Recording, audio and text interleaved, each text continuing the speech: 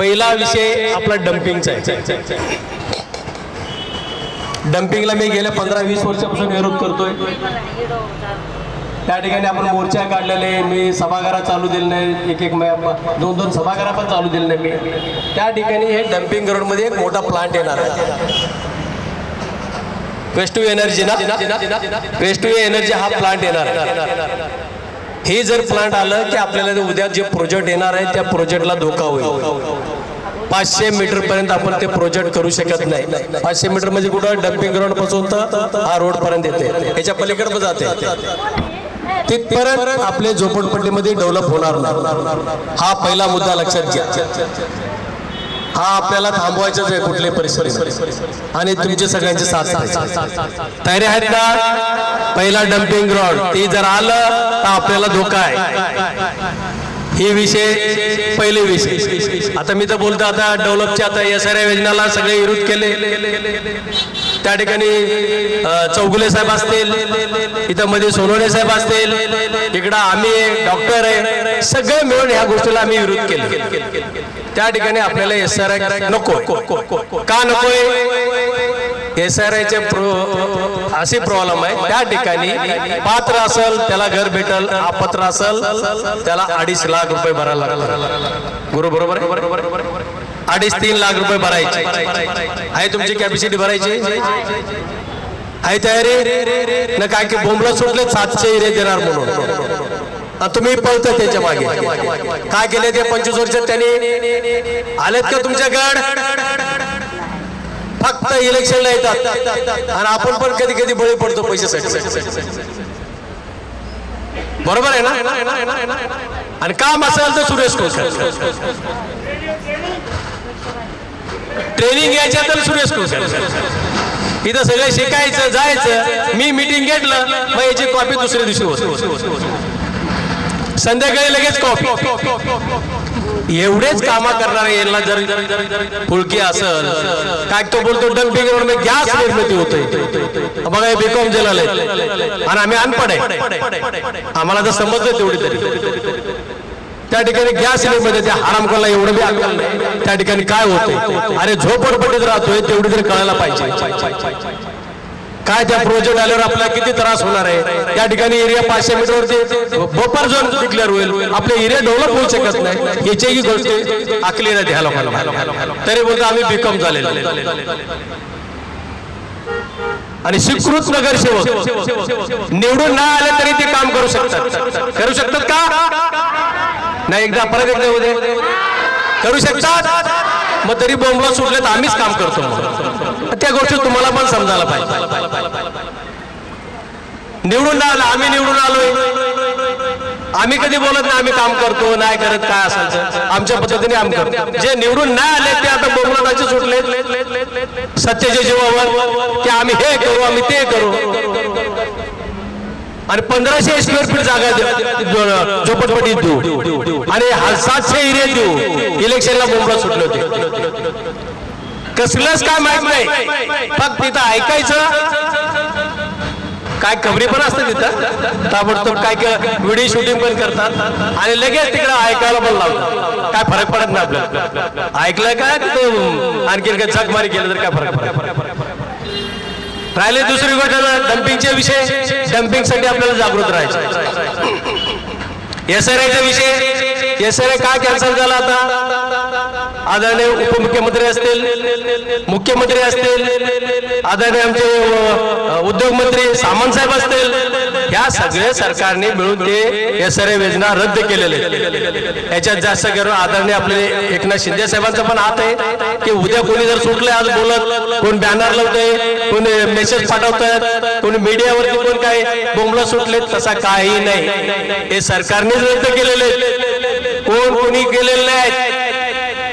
उपमुख्यमंत्री असतील, मुख्यमंत्री असतील, या दोघां सरकारमधूनच सगळे रद्द झाले. बरोबर आहे. आणि कोणाला जर वाटत असेल मी स्वतः केलंय, काय होत नाही. कोणी स्वतः केलेलं नाही, सगळं वरून शासनाकडून झालेलं आहे ते रद्द. आणि मी सर्वप्रथम सगळ्यांचं, मी मुख्यमंत्री साहेबांचा, उपमुख्यमंत्री साहेबांचा आणि सगळे सरकारचं मी मनापासून आभार मानतो. ते SRI योजना रद्द केलं. दुसरी गोष्ट, आम्ही परवा गेलो होतो त्या ठिकाणी आमचे जोशी साहेबांना भेटला, सचिन जोशी साहेबांना परवा रात्री जाऊन भेटून आलो. त्या ठिकाणी कस्टल डेव्हलपमेंट चालू आहे, ती आम्हाला जाऊन बघायचंच आहे. पण त्यांचं सांगण्यावरून आम्हाला असं कळालं की त्या मुंबईला चालू केले, ठाण्याला चालू केले. तर आमचंही म्हणणं आहे SRI नको आपल्या इथं. कधी चुकून कोणाला हा बोलू नका आणि कोणाच्या मागे लागू पण नका. आपल्याला कस्टल डेव्हलपमेंटच आणायची, त्याच्या माध्यमातून काम केलं. आज तुम्ही डबल घर किती लोकांनी बनवलेले आहेत? 90% लोकांनी घर डबल बनवले, बरोबर. त्या ठिकाणी आता माही ऑफिस पण डबल माळ आहे. खालचे 323 भेटलं तर वरचं पण 323 होतं. मग किती झाले डबल? 646. एक पैसा नाही. 100 एरिया असेल, 150 असेल, 200 असेल, त्या लोकांना एक पैसा नाही. त्या ठिकाणी 500 असेल परत प्लस 323 ना, त्याच्यात पण फक्त डेव्हलप म्हणजे जे बांधकाम याच्यात थोडीफार आपल्याला खर्च करावा लागेल.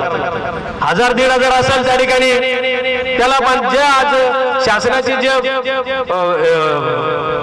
काय ते शासनात जे आपले आहेत ते त्या रकमेच्या हिशोबाने रेडिंग हिशोबाने त्या ठिकाणी जे काय असेल रक्कम ते भरू शकत नाही. भरू शकताय? मी भरू शकतो, माझ्याकडे पैसे मी भरणार. जर मोठ्या एरिया असेल पैसे भरू शकत नाही तुम्ही लोक. जर तुम्हाला एवढे सगळं 500 एरियाचे आणि 300 एरियाचे आपल्याला फुकट 600 पर्यंत देतात. पण ज्याला ज्याचे एरिया मोठा असेल त्यांनी थोडीफार पैसे भरायला काय हरकत नाही.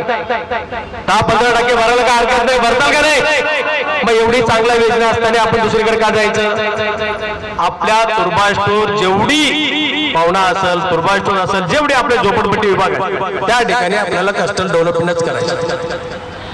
दुसऱ्या कुठल्या योजनेत जायचं नाही. तयारी आहे का आपल्या सगळ्यांची? आता मग येतात, मग ते उद्या मीडियाला जातात, काल काय बॅनर लावले, मग उद्या आपल्या लोक येण्यासारखे फिरतात. आणि आयुष्यात फिरू नका. हे फक्त वापर करणारे लोक आहेत तुमचे. मुंडे मोजतील आणि आपले किशे भरतील फरार. ते बोलतात ना घोडा फरक आहे, टागा पलटे घोडा फरार. असे तुझे लोक आहेत. आणि मला सांगायची गरज नाही, मला भिका मागायची नाही दुसऱ्यांसारखा.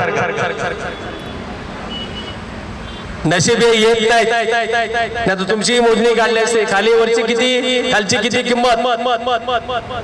एक पैसे कधी घेतले कोण नगरसेवक इथं? डबल टिबल मारताय इथं. बघा जरा याच्या बाजूला 2 लाख रुपये पाहिजे. आणि असा नगरसेवक तुम्हाला आयुष्यात भेटणार नाही कोणी.